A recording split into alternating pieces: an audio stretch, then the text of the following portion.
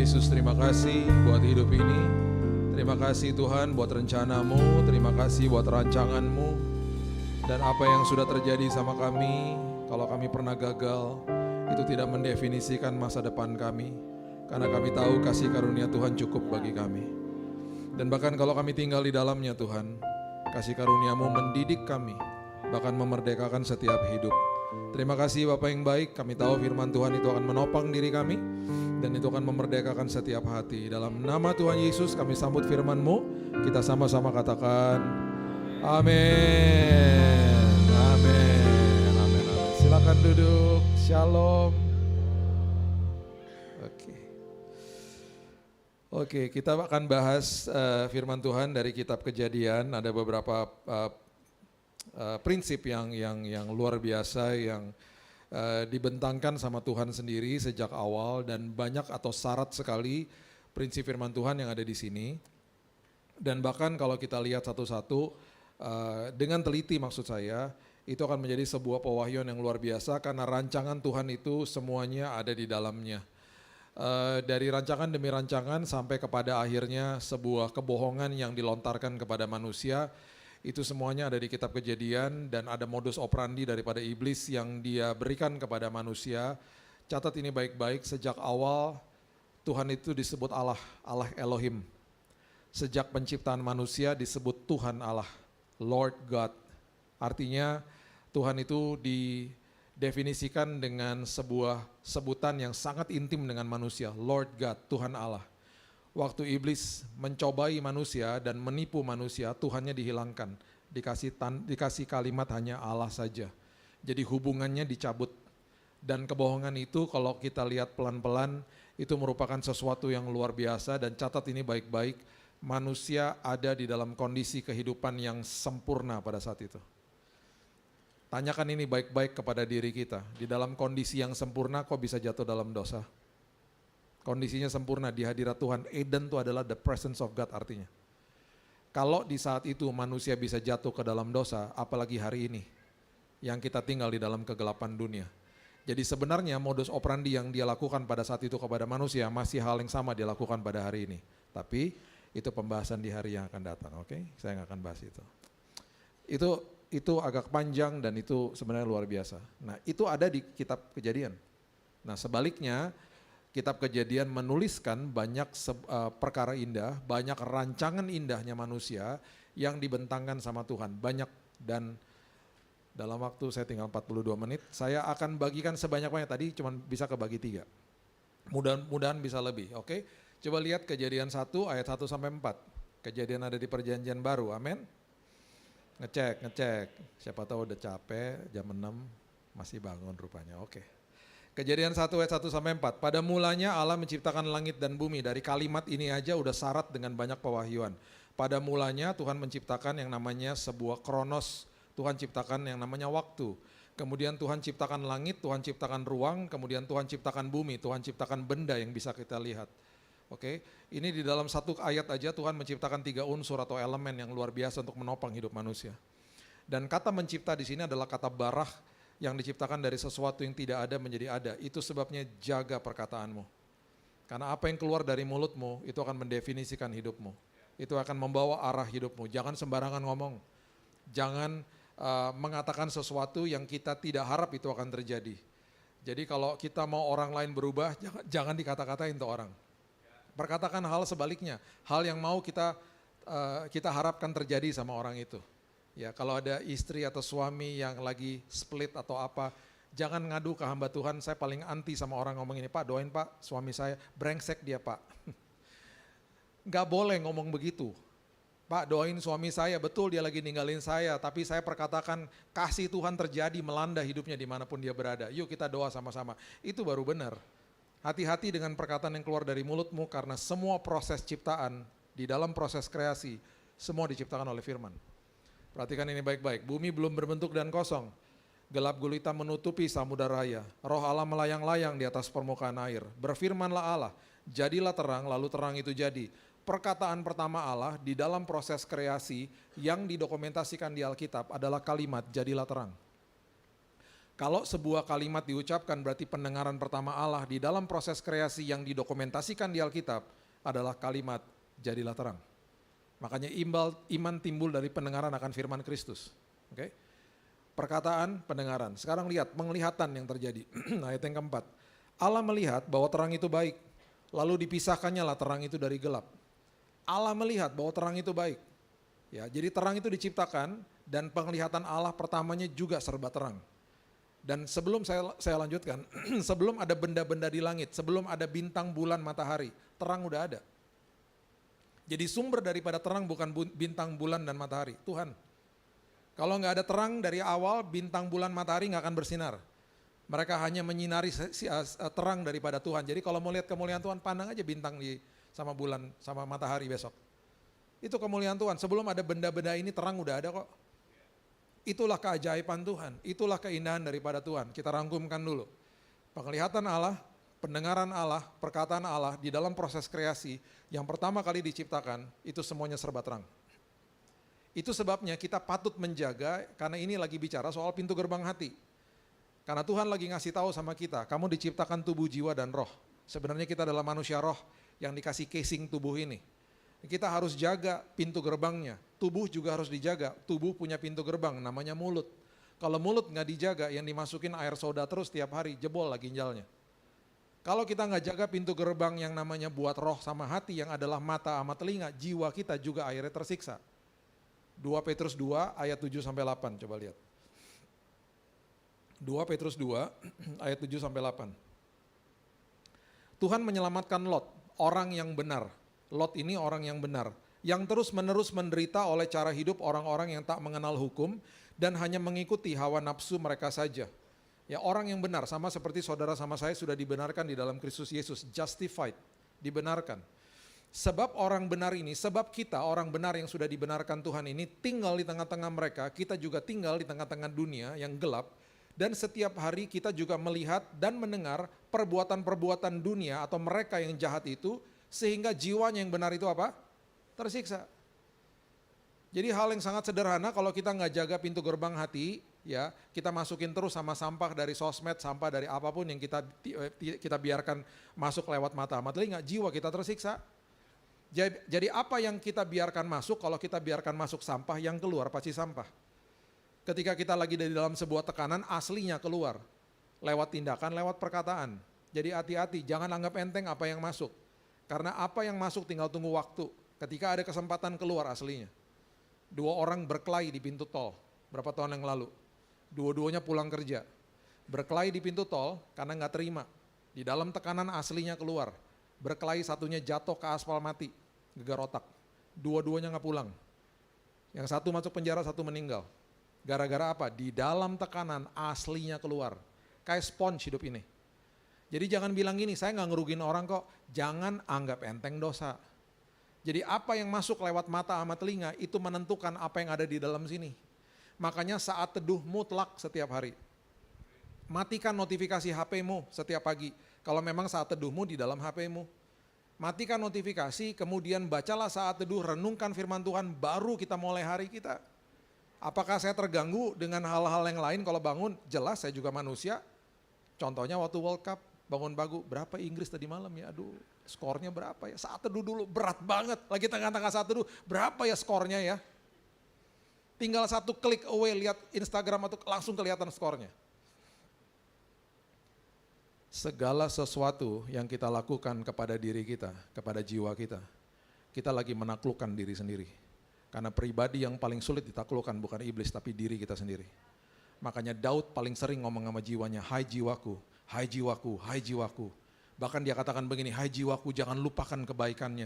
Hai jiwaku, aku menenangkan jiwaku dan mendiamkan jiwaku. Aku menyapih diriku, aku meninggalkan ketergantungan sama susu. Karena aku mau bertumbuh dewasa di dalam Kristus Yesus. Harusnya begitu, itu yang kita katakan kepada jiwa kita. Makanya kalau kita lakukan ini dengan baik dan benar, kita lagi melakukan yang namanya rancangan awalnya Tuhan. Berhasil kita. Semua yang kita lakukan berdasarkan rancangan awal Tuhan di kitab Kejadian, itu kunci keberhasilan manusia. Jaga pintu gerbang hatimu. Hanya satu hal yang sanggup menopang hidupmu, firman. Gak ada yang lain. Coba lihat deh, Ibrani pasalnya yang ke-1 ayat yang ke-3, coba lihat. Bagian yang pertama aja. Ibrani 1 ayat 3. Ia adalah cahaya kemuliaan Allah dan gambar wujud Allah dan menopang segala yang ada dengan apa? Firman-Nya yang penuh kekuasaan. Karena segala sesuatu diciptakan sama firman, segala sesuatu kehidupan ditopang sama firman. Jadi kalau mau hidupmu ditopang sama firman, engkau punya fondasi yang luar biasa, perkatakan firman atas hidupmu. Makanya Matius 6 ayat 31 bilang gini, janganlah kamu khawatir, dan ada kata berkata, apakah yang akan kamu makan, minum, dan pakai. Jadi bukan sekedar aja hanya gak boleh khawatir aja, jangan berkata juga, jangan ngeluh maksudnya. Kamu lagi dalam masalah ya, betul itu kenyataannya. Tapi saya tahu di dalam kairosnya Tuhan sudah sediakan yang terbaik bagi saya. Perkatakan kata-kata berkat atas hidupmu. Betul saya lagi dalam masalah, itu kenyataannya. Tapi sampai kapanpun Tuhan Yesus baik bagi hidupku. Jangan ngeluh. Perkatakan apapun yang belum terjadi dalam hidupmu. Karena pemeliharaan Tuhan gak pernah gagal dan dia selalu kerja di balik layar. Iblis sudah dipermalukan kok di kayu salib. Jadi apapun yang dia sedang lakukan juga hari ini kepada kita, dia lontarkan, dia lagi ngelempar buah apel. Sama Tuhan ditangkap, kalau kena benjol dong, ditangkap dijadikan jus apel. Yang malu siapa? Iblis. Yang senang siapa? Kita. Segala sesuatu yang diperuntukkan buruk, dijadikan kebahagiaan dalam kehidupan kita oleh Kristus Yesus. Kenapa? Karena Roma 8 ayat 17 bilang apa? Engkau adalah anak, engkau adalah ahli waris, engkau adalah orang yang punya hak penuh atas semua janji Tuhan. Itu janji. Dan itu privilege, itu kehormatan bagi kita seorang anak yang diadopsi masuk ke dalam kerajaan sorga. Oke, itu pintu gerbang hati ya. Sekarang coba lihat, di dalam proses kreasi Tuhan memberikan kita identitas. Kalau kita nggak ngerti identitas kita di dalam Tuhan, kita akhirnya yang terjadi adalah kehidupan menguasai kita, bukan kita menguasai kehidupan. Coba lihat Kejadian 1 ayat 26. Kejadian 1 ayat 26 mengatakan dengan sangat jelas, dikatakan begini, baiklah kita menjadikan manusia menurut gambar dan rupa kita. Ini kalimat udah sering dibahas. Kemudian ada kata supaya di situ. Supaya itu kata sambung, therefore, oleh sebab itu. Supaya mereka apa? Berkuasa atas ikan-ikan di laut, burung-burung di udara, ternak atas seluruh bumi. Dan atas segala binatang yang merayap di bumi. Ini karena banyak binatang hari itu. Tapi di situ nyempil, engkau menguasai bumi, to have dominion over the earth. Kamu harus menguasai bumi, kamu harus menguasai hidupmu. Nah di situ ada kata supaya. Kata supaya itu adalah kata yang paling penting di ayat 26. Karena gini, kalau saya tidak melakukan bagian yang pertama, saya nggak bisa lakukan bagian yang kedua. Saya harus belajar supaya saya pandai. Saya harus nabung supaya saya bisa nyicil motor. Saya harus belajar tentang pernikahan sebelum saya masuk ke dalam pernikahan yang saya harapkan berhasil. Begitu loh.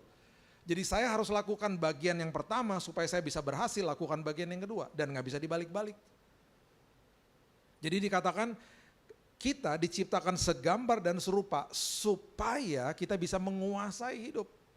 Yang terjadi sebaliknya kalau kita tidak ngerti identitas kita di dalam Tuhan, hidup menguasai kita. Makanya banyak orang korupsi, karena di dalam benaknya identitas saya di atas uang, harta, jabatan, status, ketenaran. Jadi itu adalah identitas saya, itu yang mendefinisikan diri saya. Makanya kita lihat orang yang korupsi kita bingung, ini orang udah kaya kok tetap mau korupsi. Karena gak pernah cukup, kehidupan menguasai dia. Hal sederhana deh, gak usah sampai ke situ-situ deh. Orang yang keranjingan ngerokok aja. Pernah ketemu gak orang yang teman kita nih ya, dikit-dikit ke restoran ada smoking section gak? Ada smoking, dia resah banget. Dikit-dikit habis makan keluar, smoking dulu. Tembakau menguasai dia. Dia gak sadar, dia dikuasai tembakau lah. Karena addicted, ya kan? Makanya sesuatu yang membuat kita ketagihan atau terikat, lepaskan hal itu. Terkadang itu hobi kita loh. Saya baru meninggalkan hobi saya. Karena saya sadar, itu akhirnya menjadi, tanpa saya sadar, menjadi Tuhan atas hidup saya. Saya kolektor pesawat terbang, saya punya 400 pesawat. Jangan kaget, mainan, jangan kaget ya. Itu kaya banget nih hamba Tuhan, pesawat 400. Mainan. Saya AV Geek, ada AV Geek nggak di sini? Gak ada ya, tahu gak EVG apaan? Orang yang suka pesawat.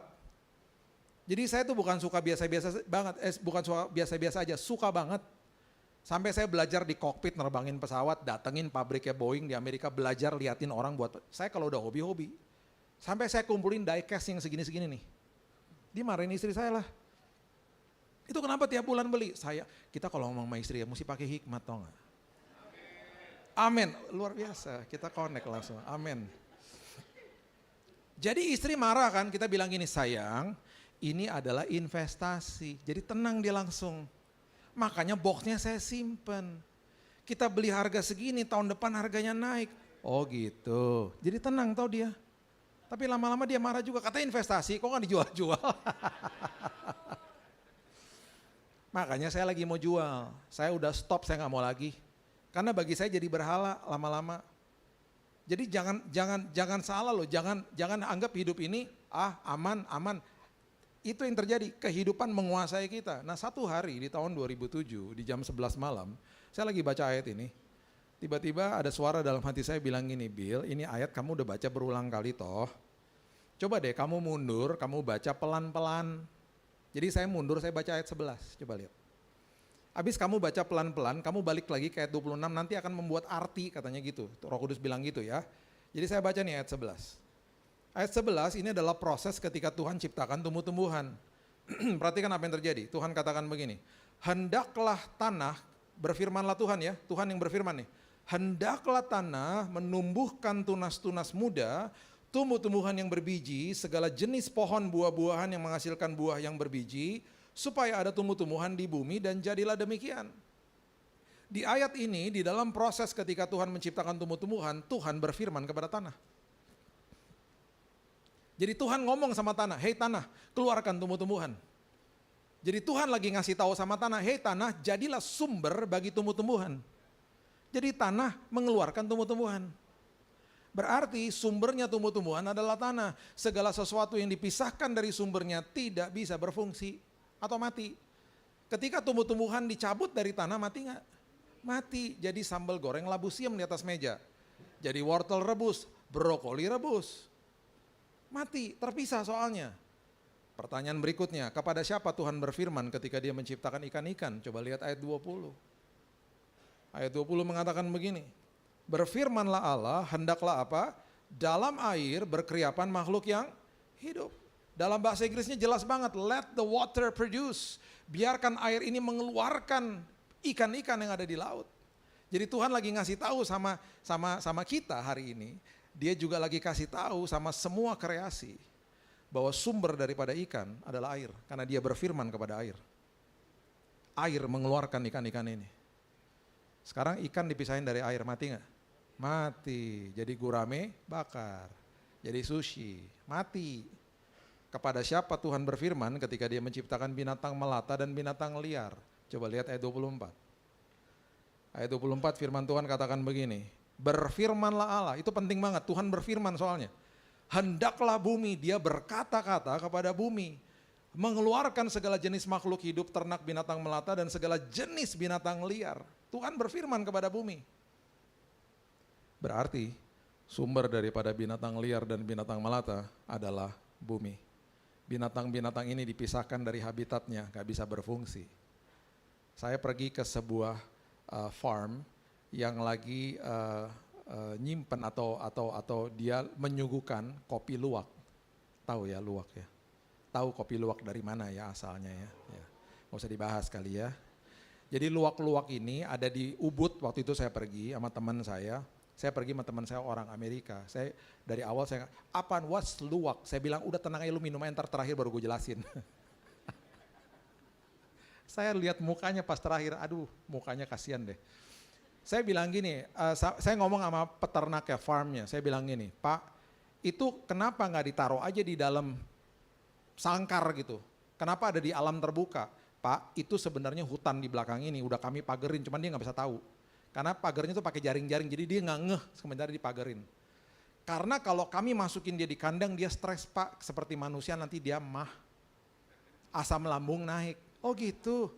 Kalau asam lambung naik dia makan kopi, kecampur sama kopinya dia buang jadi kotoran, kopinya kagak enak Pak. Jadi dia harus taruh di alam terbuka biar dia nggak stres. Jadi kopinya enak Pak, makanya Bapak enak kan kopinya, dia bilang gitu. Oh gitu, saya ingat sama ayat ini. Ketika dipisahkan dari habitatnya nggak bisa berfungsi. Oke, kita rangkumkan dulu ya. Tuhan berfirman kepada tanah ketika dia menciptakan tumbuh-tumbuhan. Tuhan berfirman kepada air ketika dia menciptakan ikan.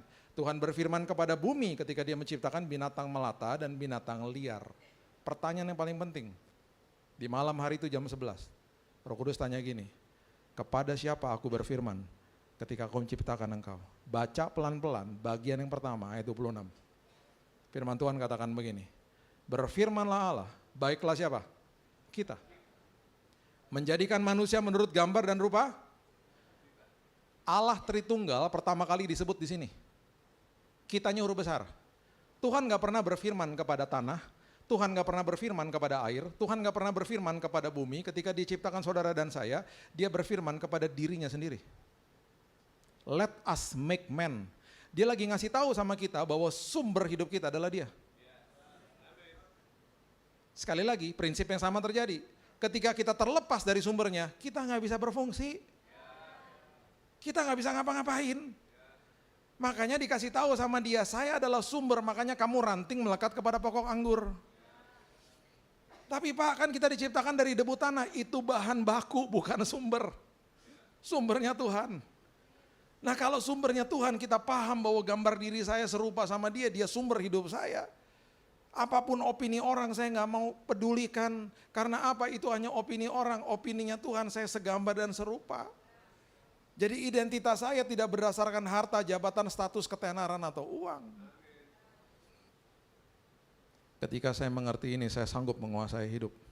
Bahkan apapun yang kecil di tangan saya akan saya katakan terima kasih Tuhan.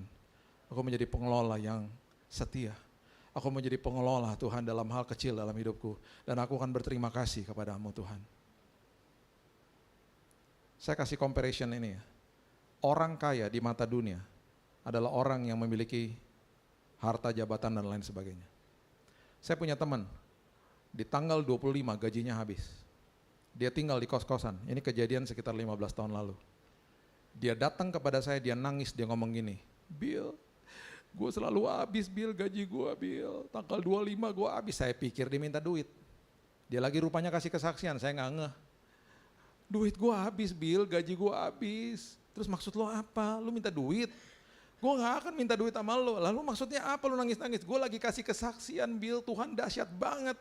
Karena setelah tanggal 25 sampai awal bulan depan ketika gue gak ada duit, gue makan paling enak. Kok bisa? Ada aja yang ngirimin gue makanan. Ada aja yang ngajakin gue makan. Ada aja yang suruh gue jadi WL padahal gue gak bisa nyanyi. Terus gue dapat PK. Jadi gue makan paling enak antara tanggal 25 sampai awal bulan depan. Sampai gue pernah berdoa gini loh, Tuhan gue gak usah punya duit aja lah. Gue makan enak terus tiap hari. Giliran gue udah gajian, gue balik normal makannya. Gue cuma mau kasih tahu sama lu Bill, bahwa gue nangis terharu karena gue lihat lagi bulan depan apa lagi nih Tuhan mau buat dalam hidup gue. Kalau gue sampai minta duit sama lo, gue akan menutup berkat Tuhan, gue gak mau. Dia ajaib buat gue Bill, dia nangis ngomongnya. Gak lama setelah itu, ada teman yang lain, sama-sama ke gereja. Punya apartemen, punya rumah di mana-mana. Di hadapan orang ini megah. Di hadapan orang ini kaya. Dia loncat dari apartemennya. Bunuh diri. Stres. Saya mau tanya sama Bapak Ibu. Yang kaya yang mana? Yang tinggal di kos-kosan. Karena dia ngalami Yesus di situ. Jadi harta, jabatan, status, ketenaran itu bukan identitas. Itu hanya titipan yang patut dikelola. Bukan identitas. Kalau dari dasarnya identitas kita nggak mengerti, kita nggak bisa kuasai bumi kan? Kita nggak bisa kuasai hidup. Orang yang bunuh diri, hidup menguasai dia. So simple as that. Makanya di tahun 2000 ya, ini ada kejadian yang mengerikan bagi teman saya. Di Indonesia, di Jakarta lah, bukan di Indonesia. Di Jakarta kita mengenal kata orang Jakarta banget nih, gengsi. Itu artinya karena kita tinggal di metropolitan yang penuh dengan hedonisme, materialisme. By the way, Jakarta baru took over Tokyo ya, Bapak Ibu. Kita menjadi kota metropolitan terbesar di dunia dengan 40 juta orang. Jadi kalau ada kesempatan liburan lah sana. Sumpah kan ini tempat kita ya, Jabodetabek ya. Jadi gini, ya saya tahun 2000 nih. Saya ketemu sama teman saya ini, teman baik. Karena saya ngomong agak keras sama dia di awal, karena dia maksain dirinya untuk beli Nokia Communicator. Ingat nggak Nokia Communicator? Ini anak muda semua di sini. Tahu ya? Seumuran berarti kita ya. Oh aman. Soalnya ada yang bingung-bingung gini ngeliatnya. Lahir tahun 2000. Pokoknya ada deh Nokia Communicator, adik-adik yang nggak ngerti ya. Itu kayak batu bata, kayak gini deh Samsung Fold, cuman kayak batu bata lebih berat. Bisa nimbuk maling, serius. Harga 12 juta, kagak ada cicilan BCA. Nggak ada zaman itu. Nah, dia beli. Kalau beli berarti kan lu beli cash. Saya nanya dong sama dia, kan dia tinggal di kos-kosan. Teman baik saya, dia gaji juga saya tahu berapa. Lu dapat duit dari mana? Gue pinjam duit, Bill, nanti gue balikin pakai bunga. Terus ngapain lu beli?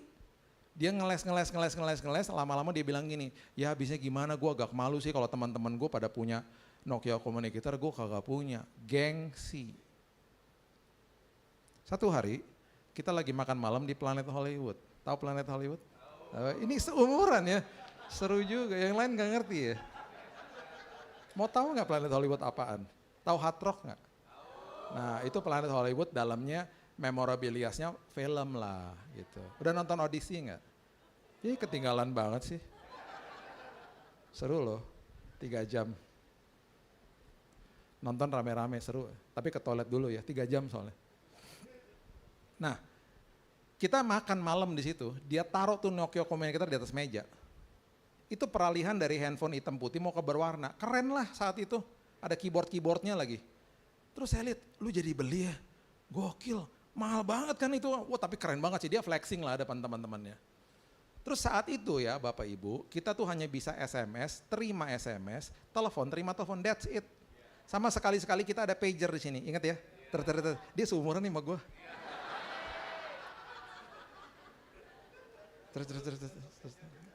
Goyang-goyang gini kan, pager. Yang lain pada bingung pasti. Apaan sih pager? Adalah pokoknya, canggih deh. Kayak Star Trek gitu. Nah terus dia terima SMS kan. Tiba-tiba dia bisikin saya, gue pinjam HP lo boleh gak? Kenapa? Gue mau balesin SMS, emang kenapa HP lo? Kagak ada pulsa. Ya, gimana? Terus dulu tuh kan suka ada yang jual pulsa di depan yang harga 100 ribu. Saya bilang, lu beli aja tuh depan 100 ribu. Gue gak ada duit, Bill. Ya, lu punya HP 12 juta, 100 ribu aja gak punya. Orang yang bisa beli HP 12 juta, 100 ribu mah kacang lah. Lu maksain diri soalnya kan. Dia pinjam HP saya. Dia balesin SMS di bawah meja. Gengsi. Tertekan hidupnya. Sekali lagi nih, saya naik sama teman saya naik Verosa butut, mobil Daihatsu Verosa, udah butut memang mobilnya. Kita datang ke pernikahan di Grand Hyatt, udah telat, orang udah pada nunggu valet parking di depan situ. Saya bilang sama dia, bro, kita valet aja di sini, udah beres. Ini wedding udah mau selesai loh, ntar kalau mempelainya naik ke atas kita nggak ketemu loh, ini teman baik lagi. Udahlah valet aja, tau nggak dibilang apa? Enak aja. Lo lihat dong cewek cantik-cantik di sini, pada valet parking. Gue kalau turun dari mobil ini, pasaran gue jeblok. Pasaran jeblok, emang lo emang lo pasar uang, pasar lo jeblok.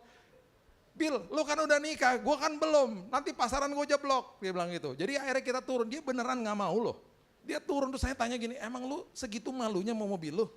Iya ya, kenapa ya? Kenapa ya gue minder ya? Gambar diri kita suka dirusak loh. Terdistorsi sama iblis. Karena bagi kita identitas itu adalah gitu-gituan tuh. Hati-hati ya Bapak Ibu. Oke, saya masih ada waktu nih. Oke. Kita coba lihat dulu ya sebelum saya akhiri ya. Coba lihat dulu Kejadian pasal yang kedua. Sekarang setelah kita ngerti identitas, kita harusnya mengerti ini tentang hubungan nih. Kalimat ini pasti populer banget nih. Nggak baik kalau manusia itu seorang, itu populer banget. Kejadian pasal yang kedua, ayatnya yang ayat yang ke-15, coba lihat. Tuhan Allah mengambil manusia itu dan menempatkannya dalam taman Eden untuk mengusahakan dan memelihara taman itu ya. Manusia yang disebut di ayat 15 ini pria bukan wanita. Oke, wanitanya belum ada nih, ini pria. Jadi saya ganti aja biar gampang ya, biar kita gampang ngertinya ya. Tuhan Allah mengambil pria itu menempatkannya dalam Eden. Eden artinya hadirat Tuhan. Yang kedua adalah ketika ditempatkan di hadirat Tuhan, pria ini diminta untuk mengusahakan dan memelihara taman itu alias kerja, ngerti tanggung jawabnya, ngerti panggilan Tuhan atas hidupnya. Bukan pria yang luntang-lantung, paham nih Tuhan mau saya apa gitu. Yang ketiga, ini instruksinya Tuhan kepada manusia yang pertama kali Tuhan berikan itu kepada pria, bukan kepada wanita. Jadi yang ketiga dikatakan begini, lalu Tuhan Allah memberi perintah ini kepada pria. Semua pohon dalam taman ini boleh kau makan buahnya dengan bebas. Tetapi pohon pengetahuan tentang yang baik dan jahat itu janganlah kau makan buahnya, sebab pada hari engkau memakannya pastilah engkau mati. You will surely die. Jangan sampai kamu lakukan itu. Perintah ini pertama kali instruksi datang dari Tuhan itu diberikan kepada pria, bukan wanita. Berarti fungsinya pria yang ketiga adalah dia harus mengerti firman Tuhan untuk dibagikan kepada istri dan anak-anaknya nantinya. Oke, itu fungsi pria. Ada dalam hadirat Tuhan, mengerti panggilan Tuhan dalam hidupnya, dia harus kerja. Dan yang ketiga, dia mengerti firman Tuhan untuk nanti dia sampaikan kepada keluarganya. Baru kita baca ayat 18. Tuhan Allah berfirman, tidak baik kalau manusia itu seorang diri saja. Aku akan menjadikan penolong baginya yang sepadan dengan dia. Kata yang paling penting di tadi ayat 26 yang kita baca adalah kata supaya. Kata yang paling penting di ayat 18 adalah kata yang paling pendek, yaitu itu. Oke, saya baca pelan-pelan ya. Tuhan Allah berfirman, tidak baik kalau pria itu seorang diri saja. Pria yang mana? Pria yang itu. Yang itu yang mana? Yang ada dalam hadirat Tuhan. Pria yang ngerti panggilannya di dalam Tuhan dan dia bekerja. Pria yang ngerti firman Tuhan dan dia harus ngajarin kepada keluarganya. Pria seperti itu gak baik seorang diri. Jadi sebaliknya terjadi. Jadi nanti kalau ada pria yang nyamperin saya, udah ada sih sayangan saya nih, pacar anak saya maksudnya. Jadi kalau satu hari dia nyamperin saya nih, terus dia bertanya sama saya, dia mau nikahin anak saya akan tanya 3 pertanyaan ini, karena itu fungsinya pria toh. Kamu ada dalam hadirat Tuhan belum? Masih transisi om. Kamu udah kerja belum? Ngerti panggilan Tuhan? Masih lagi coba-coba om. Kamu ngerti gak firman Tuhan yang kamu harus bagikan kepada nanti anak saya, istrimu? Lagi baru belajar om. Nah karena kamu belum memenuhi 3 kriteria ini, kamu lebih baik seorang, terima kasih goodbye. Jadi ayat ini jangan dimutilasi. Jangan datang ke hamba Tuhan bilang, Pak Pendeta tolong kami gak baik seorang diri, pendeta juga gak ngerti, oke segera menikah, gak bisa. Pria yang mana? Pria yang itu tidak baik seorang diri. Yang udah ada fungsinya ini. Jadi sebaliknya, kamu udah ada di dalam Eden. Oh iyalah om, saya udah cinta Tuhan udah lama. Kamu ngerti panggilan hidupmu? Iya om. Saya malah pelayanan om di WTC dari pagi sampai malam, gak pulang-pulang. Saya lagi bahkan minta kunci sama Pak Wiryo, kalau boleh saya tinggal dalam gereja aja om. Saya cinta banget sama Tuhan om. Kamu ngerti firman tuh? Ya ampun om, semua ibadah saya datengin. Bukan ibadah raya aja, sekolah minggu saya masuk kadang-kadang. Semua ibadah om, saya haus. Bahkan kaum ibu saya duduk di belakang om. Firman buat ibu-ibu aja saya dengar. Nah kalau kamu udah memenuhi 3 kriteria, kamu gak baik seorang diri, segera menikah aja udah. Tinggal konseling aja beres. Itu semua udah diberikan sama Tuhan di kitab Kejadian. Nih sebelum saya kasih lagi nih 1 nugget lagi nih. Pertama kali ya, waktu Tuhan ciptakan manusia, ada kaitannya dengan apa yang menurut firman Tuhan tadi katakan kita diciptakan segambar dan serupa identitas. Pertama kali manusia diciptakan, gak pernah dikasih organisasi gereja. Ini sebelum saya akhiri dengan ayat 29 nanti coba lihat Kejadian 2 ayat 5. Kejadian 2 ayat 5. Belum ada semak apapun di bumi. Belum timbul tumbuh-tumbuhan apapun di padang. Belum ada semak yang berarti berantakan yang perlu dikelola. Belum ada tumbuhan yang berarti sudah menjadi sebuah kehidupan yang sudah ada dan perlu di-maintain. Belum ada itu semuanya karena belum ada hujan. Tuhan belum turunkan hujan. Kenapa? Karena belum ada orang untuk mengusahakan tanah itu. Purpose-nya manusia kalau diciptakan di awal, bukan organisasi gereja, marketplace. Tempat pekerjaanmu adalah tempat yang sangat sakral dalam hidupmu. Jadi jangan lakukan sekularisme. Sekularisme itu adanya begini, kayak pilah-pilahin Tuhan. Makanya saya paling gak suka kalau orang Kristen bilang gini, tadi saya udah ibadah. Gak bisa, ibadah jalan terus. Ibadah gak pernah stop. Gerejanya saudara sama saya, ini gedungnya soalnya. Gerejanya saudara sama saya, eklesia, assembly of the believers, orang yang dipanggil keluar. Jadi jangan pernah bilang hari Minggu, hari kudus, hari Senin, hari kerja, enak aja. Hari Minggu dibilangnya terus ada statusnya gini lagi, kudus mod, lah, kudus mod. Kalau kita kudus mod, suami istri yang bertengkar di mobil sampai di gedung gereja akan ngomong gini, ibadah dulu, ntar kita sambung lagi ya, nyebelin loh gitu. Dia keluar dari mobil, dia munafik, sampai di gedung gereja dia shalom, lagi berantem tuh, shalom, seakan-akan, terus dia lihat istrinya, ntar lo ya. Doa berkat disampaikan, sampai ke mobil, masuk ke dalam mobil gini, sampai mana tadi lo pikir gue lupa? Hah? Gak bisa, mobilnya berubah jadi tempat ibadah karena dia gerejanya. Dimanapun kita injakan kaki kita, tempat itu berubah jadi tempat ibadah. Ibadah gak bisa dikurung di sini. Makanya berapa tahun, 15 tahun lalu lah. Diakonis gereja loh, suruh anterin saya keluar, hospitality loh dia. Anterin saya keluar gereja. Pak, pakai mobil saya ini, supir saya antar pulang. Oh terima kasih ibu, baik banget ibunya nemenin saya. Pas sampai di mobil, supirnya berduaan sama saya, ngomong gini, Pak ada kerjaan gak buat saya? Ih kaget dong saya, kerjaan? Lu mobilnya bagus, gaji kan pasti bagus, ngapain minta kerjaan? Dia nangis tiba-tiba, saya gak tahan Pak kerja sama ibu itu Pak. Nangis dia, kenapa Mas? Tiap hari saya dianjing-anjingin Pak, anjing-anjingin. Iya Pak, belok kiri salah anjing, belok kanan salah anjing, sampai saya mimpi anjing Pak. Bapak kalau nggak percaya tanya sama mbak-mbak di rumah pada takut Pak, sampai anjing di rumah takut sama ibu Pak. Dia bilang serius loh, iya Pak, itu ibu baik banget Mas, nemenin saya tadi di sepanjang hari sama suaminya. Tahu nggak dia bilang apa? Kalau hari Minggu dia baik Pak, tapi kalau udah Senin sampai Sabtu Pak nggak karu-karuan Pak, ngeri loh Pak. Saya turun dari mobil, dia udah tulis secari kertas, nomor telepon dia loh. Pak ini nomor telepon saya Pak, kalau ada lowongan ingat saya lah Pak. Saya rasa seperti Tuhan Yesus di kayu salib ketika penjahatnya bilang, ingat aku kalau masuk Firdaus. Remember me. Nomor teleponnya hilang, kalau enggak saya suruh kerja aja di WTC, paling beres sudah. Saya terganggu loh hari itu, karena saya kenal ibu itu waktu itu udah lama loh. Munafik. Jagoan kandang, jagoan hari Minggu, karena bilang apa? Minggu hari kudus. Nggak bisa, setiap hari hari kudus. Bahkan setelah survei menentukan satu minggu kita pakai 40-50 jam itu ada di ranjang tidur kita sepanjang minggu tuh. Itu survei. Setelah itu 40-48 jam kita ada di marketplace loh, kerja. Di usaha kita kerja atau lagi sekolah mempersiapkan diri untuk kerja.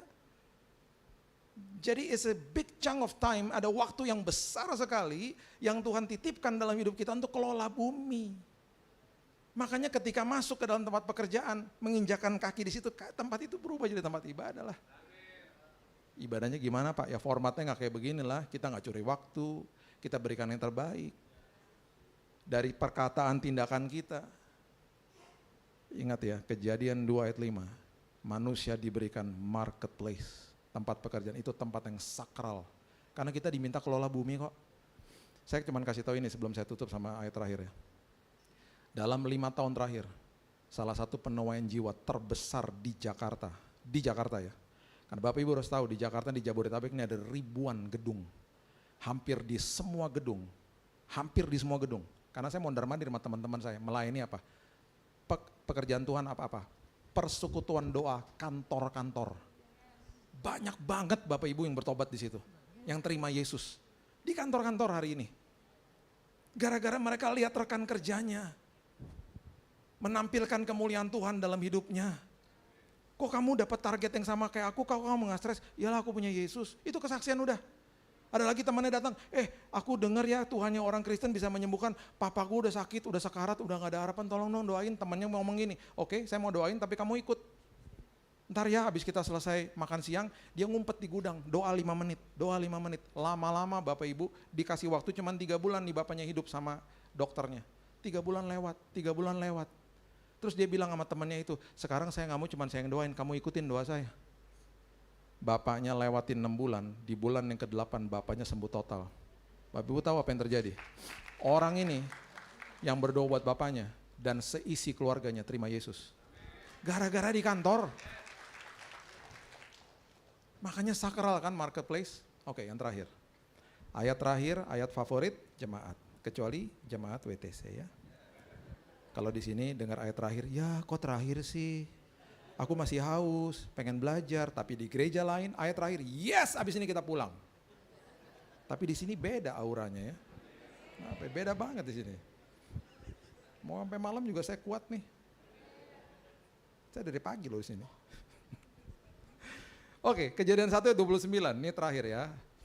Dikatakan begini, berfirmanlah Allah, lihatlah aku memberikan kepadamu segala tumbuh-tumbuhan yang berbiji di seluruh bumi, segala pohon-pohonan yang buahnya berbiji, itu akan menjadi makananmu. Yang terakhir, kitab Kejadian mengatakan, aku sudah menyiapkan provisi hidupmu, hari esokmu, semua kebutuhanmu, aku sudah tanggung penuh. Itu ayat 29. Ingat di situ ada kata biji diucapkan sampai 2 kali. Biji artinya kalau ada unsur biji itu harus ditabur kembali.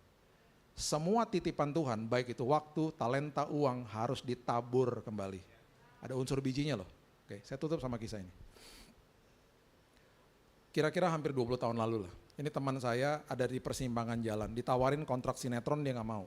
Dia bilang, Bill gue akan ikut Tuhan, gue akan masuk ke dalam pelayanan full time. Dia bilang begitu. Pelayanan gue full time ini akan betul-betul menggerus saving gue, dia bilang. Oke. Nah, kalau nanti gue masuk ke dalam pelayanan full time ini, ada kemungkinan beberapa bulan uang gue habis. Dan bener uangnya habis. Dan waktu uangnya habis itu, komponen salah satu yang terbesar itu adalah susu anaknya. Uangnya habis. Di satu malam, di jam 8, dia berdoa setelah memberikan porsi terakhir kepada anaknya susunya. Dia sama istrinya angkat kaleng susunya, dia bilang, Tuhan, besok pagi nih anak bangun udah gak ada susu. Tuhan saya buang ya kalengnya. Saya percaya provisi Tuhan selalu on time bagi saya dan keluarga saya. Dia buang, saya sempat tanya, kamu bisa tidur? Akhirnya bisa tidur. Pertama susah lah, dia bilang gitu. Jam 6 pagi dia dibangunkan karena anaknya nangis.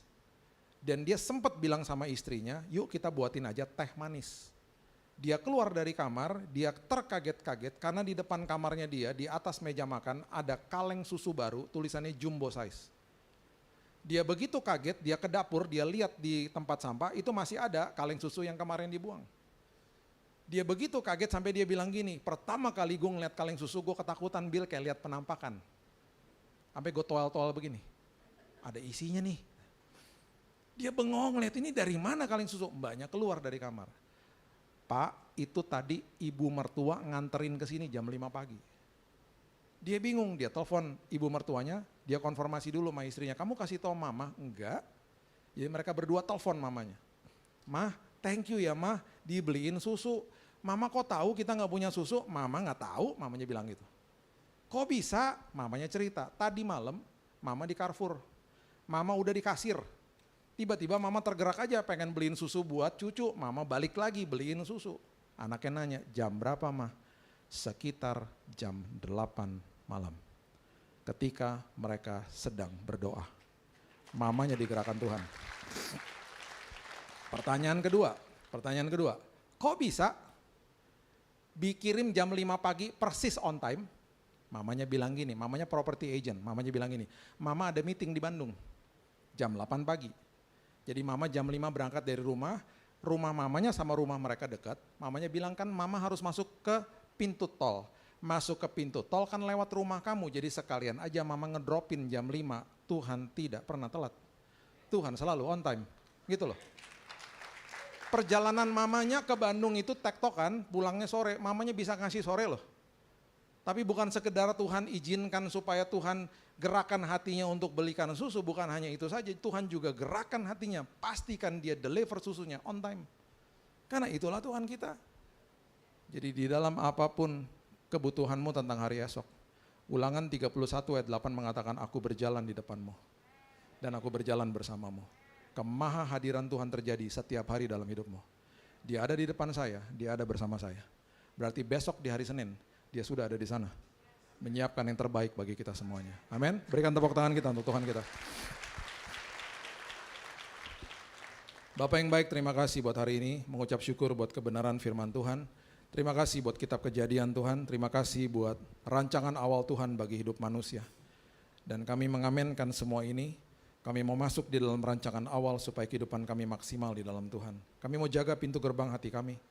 Kami mau mengerti identitas kami di dalam Tuhan, Engkau adalah sumber atas segala sumber. Kami mau paham Tuhan di dalam hubungan demi hubungan, fungsi kami, di dalam pernikahan, di dalam hubungan kami. Dan juga kami harus mengerti bahwa tempat di mana kami bekerja adalah tempat yang sangat sakral, tempat kudus bahkan, tempat ibadah kami. Dan pada akhirnya kami begitu bangga dan luar biasa, senangnya Tuhan, dan penuh dengan sukacita, bahwa hari esok kami ditanggung penuh sama Tuhan.